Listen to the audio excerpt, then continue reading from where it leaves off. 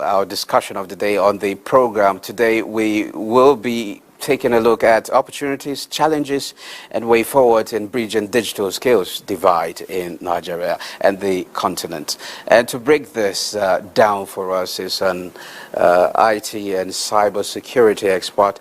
Is also the executive director, HTC Academy, Hanniel Jafaru. You're welcome to Business Express. Thank you. It's a pleasure to be here. Okay, talking about digital divide, what is actually the divide? How wide is the divide?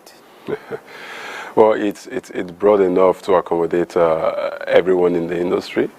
So when we talk about digital skill, it's largely making sure that the citizens are able to access digital services, but beyond just accessing digital services, that they can engage in this digital age.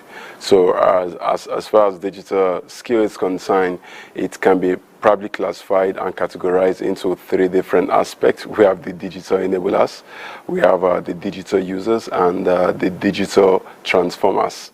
So the digital enablers are those who make this technology available. The digital users are those who are engaging this technology, who are making use of this technology day in, day out. Then the digital transformers are the government, who are the regulators, and also the trainers, those who build the digital skill in the citizenry. So the ability for us to be able to engage the skill and at this digital age is all about the digital skill. Okay, talking about, you just give me a picture of the industry itself. Now, let's talk about now the wide. We're talking about bridging the wideness now. How wide is it? How many of us are digitally literate, and how much of us are not digitally literate? Okay, so most of the digitally skilled citizens or persons largely cut across those in the urban area. So if we have statistics shows that we have about 43% persons in the rural area and about 56 thereabouts in the urban area. So as it stands now, it means we'll first of all cut off the 43% because those ones are not digital literate. So our focus now is on the urban, those in the urban area. And in the urban area, we now have to talk about interest and availability of the infrastructure that will make persons to be interested in engaging digital skill, or those that have the personal interest in developing that skill. So the number, looking at the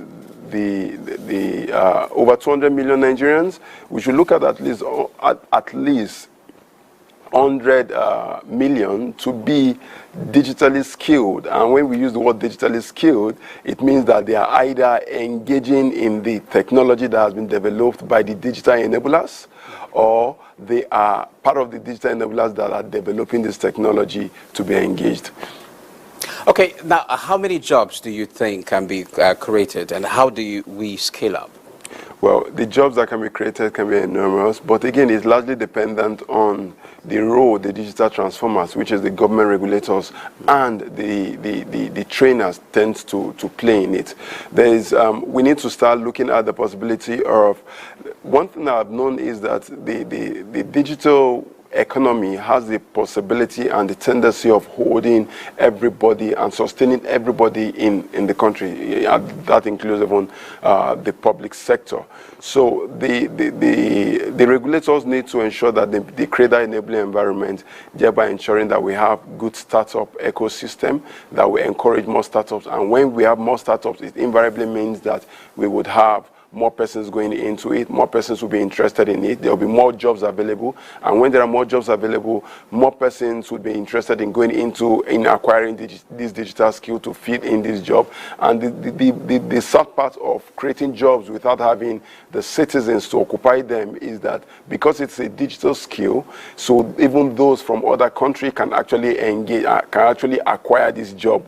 So there is a role the government needs to play to create that ecosystem for startups. There is a role the education institutions needs to play to ensuring that they breed new good set of persons that will be interested in engaging or participating in the digital age skill.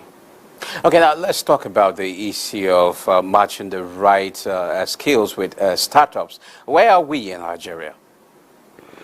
Well, as most of us already know, they've signed in the startup bill, which is a good one. Mm-hmm. But again, it goes beyond signing in the bill into an act and making it implementable.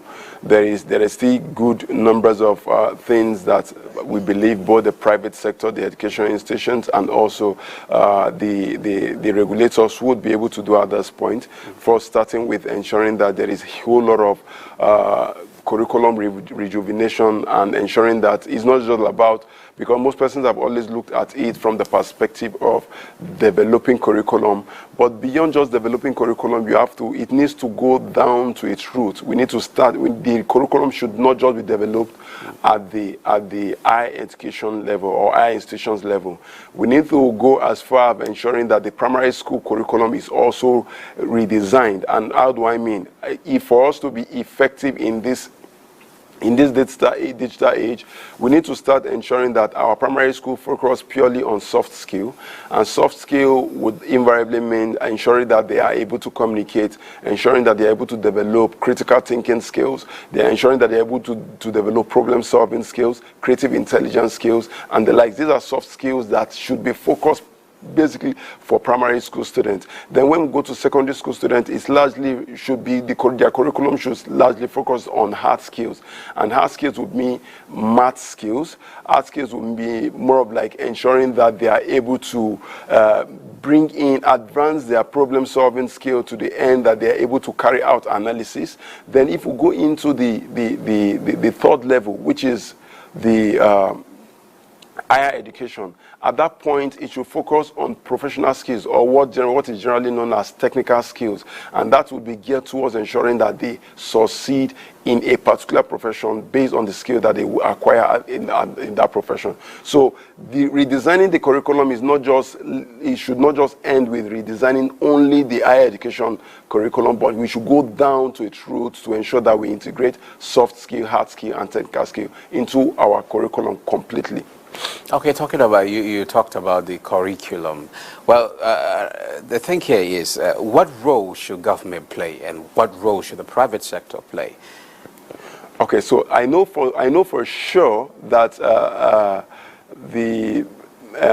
some government agencies that are education based, they are already looking at redesigning. In fact, some have redesigned some of their curriculum that has to do with IT. For example, the NAPTEP, I know that they redesigned. They are trying to see how they can split the computer science curriculum into different aspects of computing, because computer science is broad and needs to be specific. It needs to be specialized. So they are splitting it into different aspects. Cybersecurity, one aspect, software development, another aspect, information system, another aspect. So that's one thing I believe the government needs to do. We need to practically divide that computer science curriculum. It's too broad, and it won't be as effective as it should be at that level. We have to see how to pull that. Then secondly, there needs to be place of enabling environment, making sure the infrastructures are there. We need to ensure that we now embed digital skill now as a subject, even at primary school level, secondary school level, and also education, higher institution level. The government needs to ensure that people are not just interested in, we probably create something known as University Technology Transfer Office, which tends to ensure that research, we have good numbers of Nigerians that have engaged in research during their project, at the conclusion phase of their high education. So those projects, some of them are good and can be commercialized. Okay, so, please let me come in. We talked about planning and development.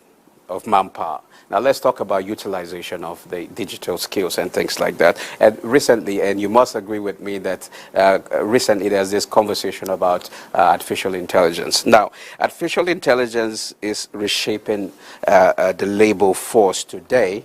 And how do we key in as a nation so that we don't become victims of artificial intelligence, rather we become collaborators of artificial intelligence? Well, one way we can key into ensuring that we are part of the fourth industrial revolution, which I believe the AI is just one aspect of it, because there is Internet of Things, there is AI, there is blockchain and all that. So one way we can key into the fourth industrial revolution is by first ensuring that majority of Nigerians have this digital skill. Also, we need to ensure, like I was trying to mention earlier, we need to ensure that we can, to a large extent, because most Nigerian students now would want to probably do research in line with AI and all these new innovations. But how do we commercialize this research in such a way that it doesn't just end as a product for academic institution, but it ends as a product that can be turned as an idea that can turn into an innovation that will end up to become a product in the market. So the university technology transfer office can be a good area to focus on, that will also focus on ensuring that we engage prototyping and we are able to carry out licensing, patenting for some of these ideas that we have. Most of Nigerians generally have ideas, but again, most of the ideas at times, they want to move it out of the country because of the patent system that we have here. So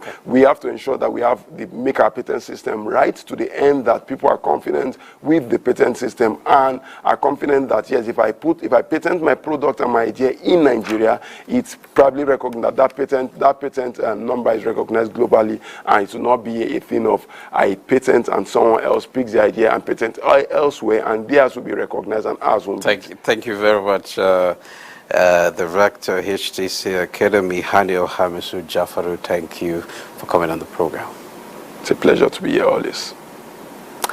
Now, moving on, the need for value reorientation for sustainable growth is the reason the Minister of Information and National Orientation continually solicits increased partnership with change agents. This time, Muhammad Idris